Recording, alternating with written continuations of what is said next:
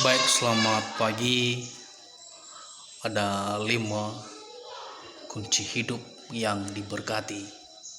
Yang pertama, berdoa pada pagi hari, bersyukur pada malam hari.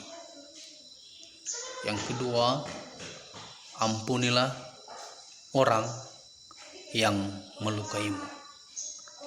Yang ketiga, belajarlah bersahabat dan berlapang hati. Yang keempat, percayalah rencana Tuhan. Kelima,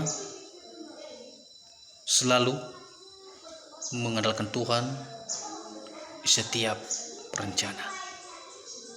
Oke, thank you.